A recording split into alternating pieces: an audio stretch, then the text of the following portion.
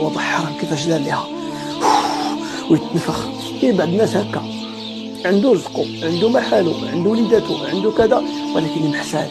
سبحان الله العظيم، بحال الا حيدت ليه انت شي حاجه ما حيدت ليه والو، ربما هو احسن منك، ربما هو عنده داكشي اللي ما عندك، لكن محساد.